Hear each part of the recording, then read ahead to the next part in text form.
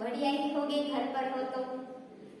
गीतांजलि परिवार में मैं आप सभी का हार्दिक स्वागत करती हूँ छात्रों। मेरा नाम है वाघेला पायल। हम जानते हैं कि कोरोना के कारण हमें घर बैठकर ही शिक्षा प्राप्त करनी होती है। इसके कारण हमें घर बैठकर ही जो वीडियो या लिंक दी जाती है उस पर हम घर बैठकर शिक्षा प्राप्त करते हैं। तो आज का हमारा जो टॉपिक है उसके बारे में आज हम चर्चा करते हैं। कक्षा 8 विषय हिंदी और जिसका एकम है हाल की जीत, जिसके बारे में हमने हमारे अगले जो टास्क में उसके बारे में हमने चर्चा की थी। आप जानते हो, आपने वीडियो देखा होगा तो पता ही होगा कि अगले टास्क में हमने कहाँ तक पढ़ाई की थी। मैं आपको उसके बारे में थोड़ी चर्चा करती हूँ, जिसके कारण आपको वो वीडियो भी याद आ जाए और ये भी, और दोनों मिक्स हो जाएंगे। चलिए, तो हार की जीत जो गद्य है, एकम है, जिसके लेखक कौन है? कौन है? सुदर्शन जी। बहुत होशियार हो चुके हो, घर पर बैठकर पढ़ाई कर रहे हो इसलिए। तो देखो छात्रों, हमारा जो एकम है हार की जीत, जिसके लेखक है सुदर्शन जी। यह आपको याद रखना होगा कि हमारे पेपर में ऐसा प्रश्न भी आ सकता है कि हार की जीत गद्य के लेखक का नाम बताइए, तो आपको पता होना चाहिए कि उनका नाम सुदर्शन जी है। तो छात्रों, हार की जीत जो गद्य है उसमें एक सज्जन मनुष्य और एक दुर्जन मनुष्य की बात बताई है कि यह जो बाबा भारती नाम के जो व्यक्ति हैं वो बहुत ही अच्छे और सज्जन व्यक्ति है, महापुरुष है।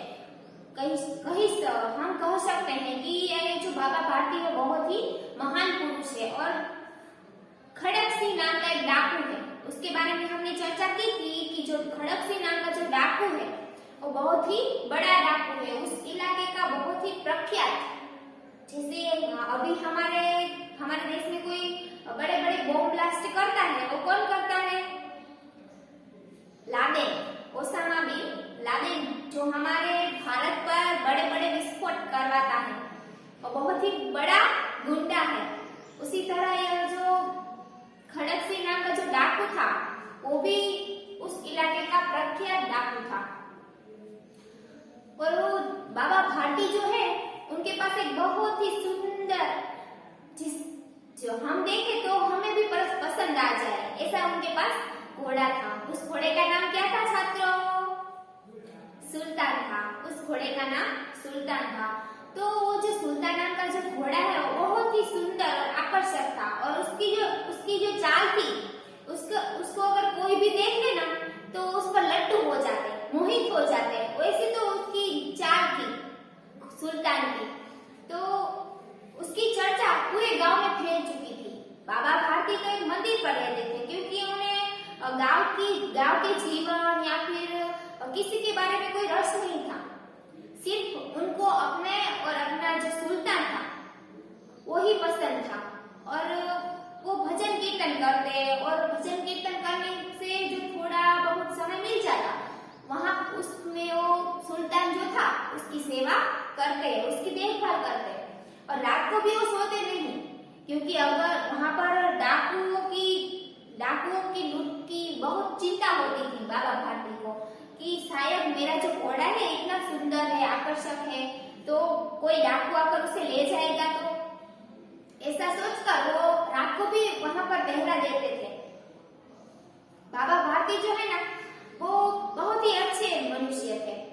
एक बार वो खड़क सिंह ने सुल्तान के बारे में चर्चा सुनी कि बाबा भारती नाम का जो एक बुढ़ा है उसके पास सुल्तान नाम का बहुत ही सुंदर घोड़ा है। जो हम देखे तो वो भी इतना आकर्षक और उसकी चाल भी इतनी सुंदर, तो उसे देखकर कोई भी मोहित हो सकता है, कोई भी लट्टू हो जाता है। इसके कारण वह जो खड़क सिंह था वो सोचता है कि मुझे भी ये घोड़ा देखना है। उसके मन में भी ऐसी जिज्ञासा उत्पन्न होती है। तो वो बाबा भारती के पास एक दोपहर में बाबा भारती के जो मंदिर है वहां पर आता है और कहता है कि नमस्ते बाबा जी, क्योंकि बाबा भारती तो एक मंदिर के पुजारी कारण वो कहते हैं कि नमस्ते बाबा जी। तो और ये खड़क सिंह तो बहुत ही प्रख्यात डाकू था। तो बाबा भारती कहते हैं कि बताओ खड़क सिंह, तुम्हें यहाँ पर आने की क्या ऐसी क्या आवश्यकता कि तुम मेरे मंदिर पर आए हो? क्योंकि वो तो बहुत ही बड़ा लुटेरा था ना और बहुत ही प्रख्यात था, तो कोई भी व्यक्ति उसे पहचानता। जैसे कि हम जानते हैं कि कोई प्रख्यात डाकू हो ना तो उसकी बहुत बहुत चर्चा होती है। कोई छोटा छोटा बच्चा रो रहा हो ना तो उसकी मम्मी उसको बताती है कि बेटा सो जा वरना डाकू आ जाएगा। तो छोटा बच्चा जो रो रहा होता है वो भी चुप हो जाता है, क्योंकि उसे भी डाकू का डर लगता है, इसके कारण वो चुप हो जाता है। तो यह जो खड़क सिंह नाम का जो डाकू था वो बाबा भारती के पास आता है और उन बाबा भारती से कहता है कि मैंने जो आपका जो घोड़ा है उसके बारे में बहुत सुना है कि आपका घोड़ा बहुत ही सुंदर है, आकर्षक है, बहुत चर्चा उसकी सुनी है, मुझे भी उस घोड़े को देखना है। तो बाबा भारती जो है, कोई भी व्यक्ति हो, आखिर मनुष्य है, मनुष्य तो अपनी चीजों की कोई तारीफ करे तो उसे बहुत अच्छा लगता है ना। इसके कारण बाबा भारती के घोड़े की जो खड़क सिंह तारीफ ही करता है, जिसके कारण बाबा भारती प्रफुल्लित हो जाते हैं, आकर्षित हो जाते हैं कि जल्दी जल्दी से मैं अपना घोड़ा खड़क सिंह को दिखाऊं और खड़क सिंह जल्दी जल्दी से उसकी बहुत सारी तारीफ करे, ऐसा लगता है बाबा भारती को। तो बाबा भारती झट से उस खड़क सिंह को वहां पर ले जाता है जहां पर घोड़ा बंधा हुआ है और वहां पर ले जाकर उसे वो घोड़ा दिखाता है। तो उस घोड़े की जो चाल थी वो भी खड़क सिंह को बहुत ही पसंद आती है, क्योंकि वो घोड़ा दिखने में भी इतना सुंदर था, आकर्षक था कि खड़क सिंह भी उस पर मोहित हो जाते हैं। फिर खड़क सिंह वहां पर कुछ कहते नहीं बाबा भारती को, लेकिन अपने मन में ऐसा विचार करते हैं कि ऐसा घोड़ा बाबा भारती के पास क्यों, ऐसा घोड़ा तो मेरे पास होना चाहिए, क्योंकि चोर लुटेरों का तो काम ही होता है कि चोरी करना, डाका डालना, ऐसा।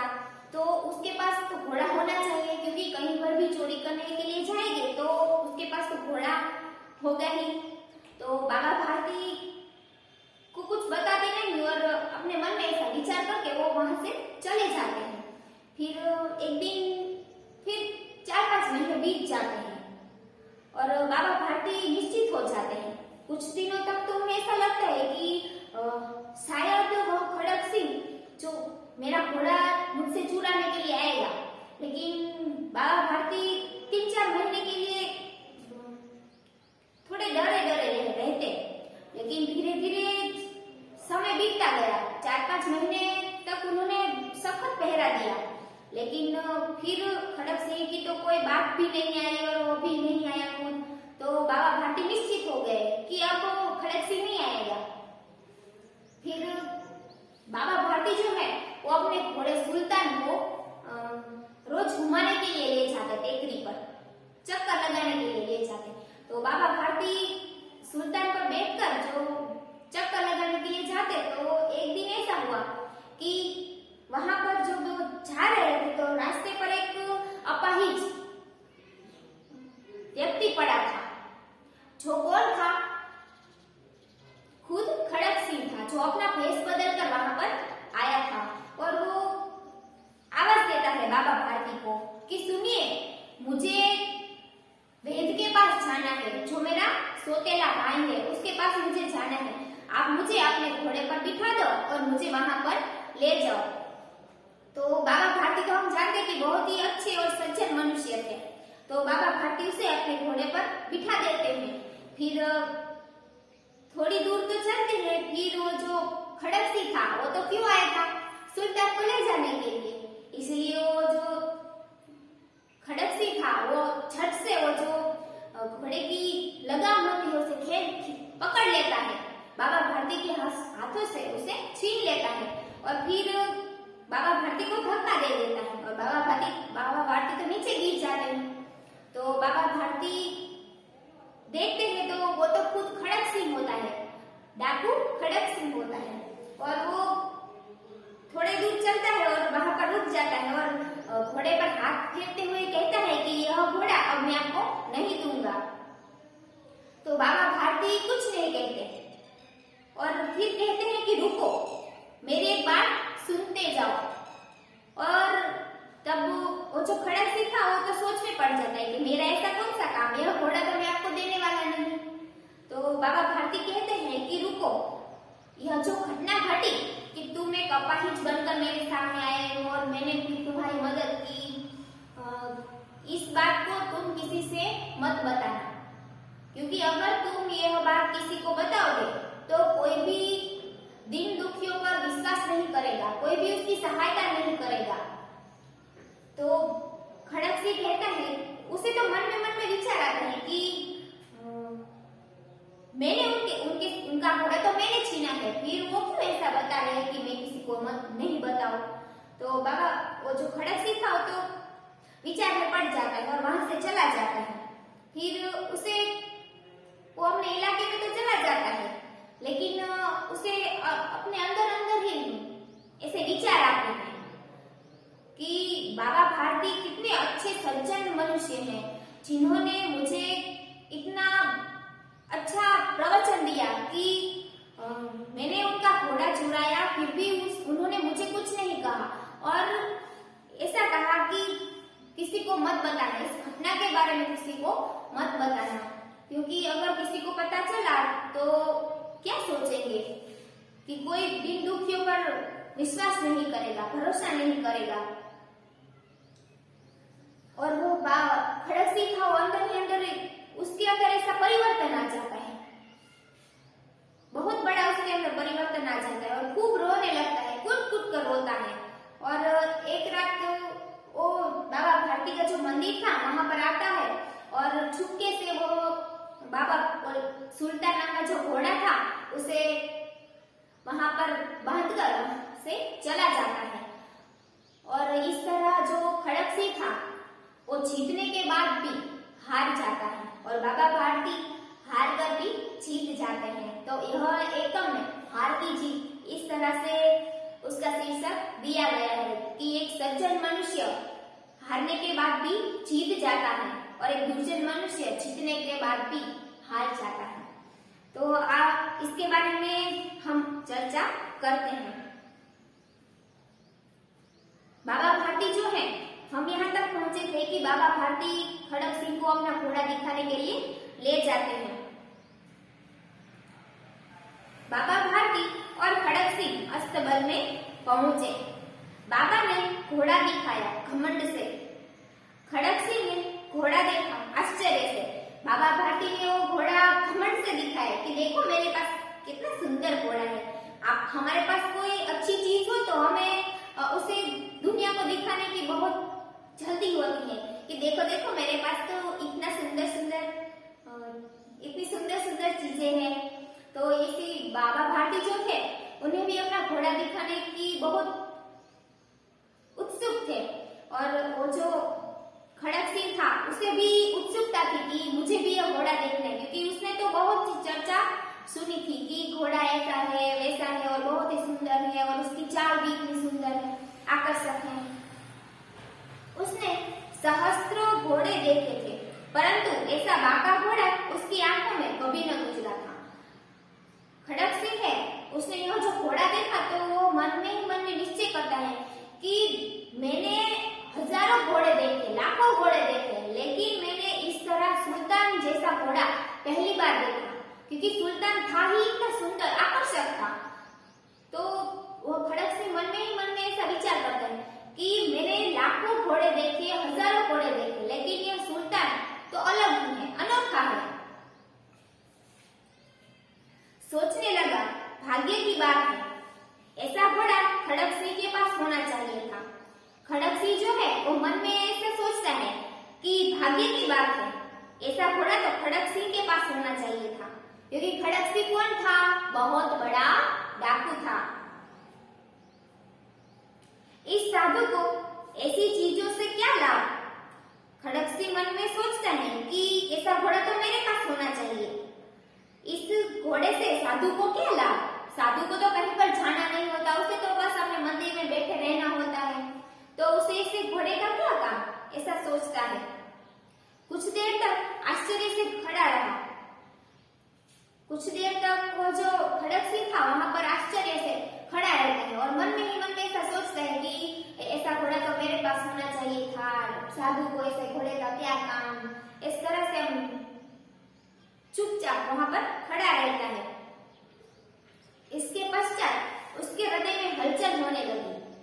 कुछ देर तक वो कुछ कहता नहीं और चुपचाप खड़ा रहता है और कुछ देर बाद उसके मन में हलचल होती है।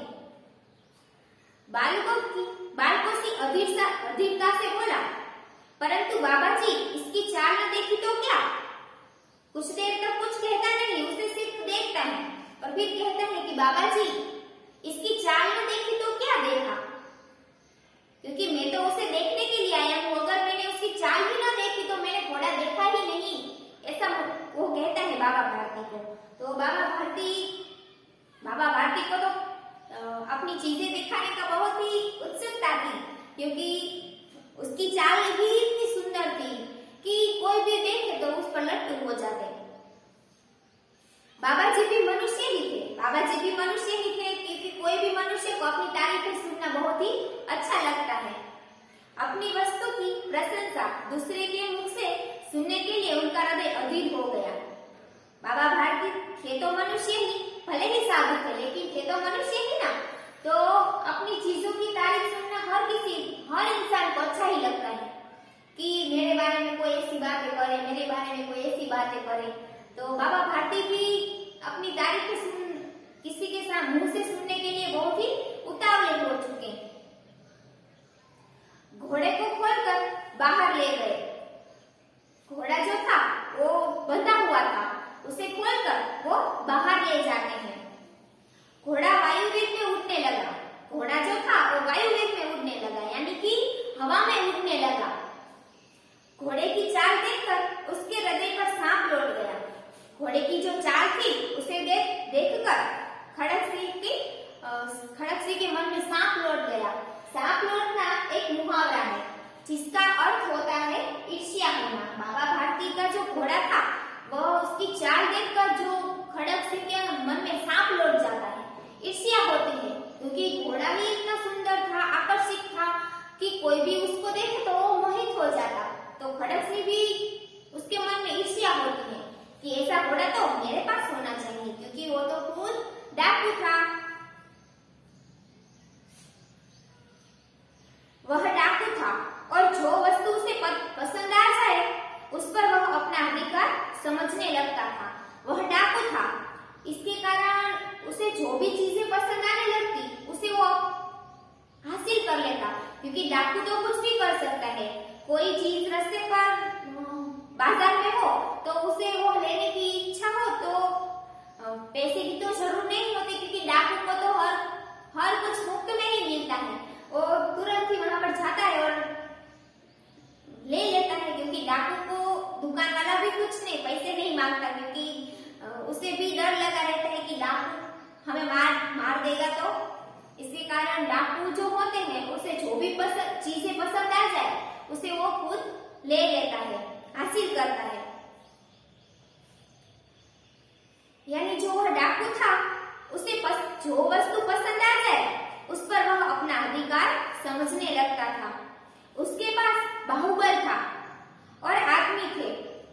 खड़क सिंह के पास बाहुबल था, क्योंकि डाकू जो होते हैं उसके पास बाहुबल तो होता ही है, बहुत शक्तिशाली होते हैं और कई सारे उसके पीछे जो उसके कुत्ते होते हैं, कुत्ते ही कहेंगे ना, क्योंकि जो कहेगा वैसा ही उसके आदमी करेंगे।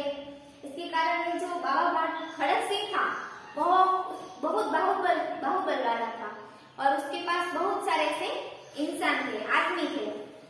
जाते जाते उसने कहा, बाबा जी मैं यह घोड़ा आपके पास न रहने दूंगा। जाते जाते वो कहता है कि बाबा भारती यह जो घोड़ा है मैं आपके पास न रहने दूंगा, क्योंकि यह घोड़ा मुझे बहुत पसंद आ चुका है। बाबा भारती डर गए। अब उन्हें रात को नींद न आती थी। बाबा भारती तो डर जाते, क्योंकि वो डाकू जो था वो कहकर जाता है कि यह जो घोड़ा है मैं अब आपके पास नहीं रहने दूंगी। तो बाबा भारती बहुत ही चिंतित हो जाते हैं, उन्हें रात को नींद भी नहीं आती। तो छात्रों, हमने यहाँ तक देखा कि बाबा भारती जो है वो सुल्तान को खड़क सिंह दिखाते हैं और जो खड़क सिंह सुल्तान की चालें देखकर उस पर मोहित हो जाता है और बाबा भारती को बहुत ही उत्सुकता इच्छा होती है अपने घोड़े की चाल को दिखाने की, तो जब वो खड़क सिंह था और घोड़े की चाल देखकर मोहित हो जाता है और कहता है कि यह घोड़ा मैं आपके पास नहीं रहने दूंगा। तो बाबा जी बहुत चिंतित हो जाते हैं। यहाँ तक हमने चर्चा की और आप स्वाध्याय पोथी में स्वाध्याय पढ़ते जाना और आपने मुझे सुना, इसके बदल आभार।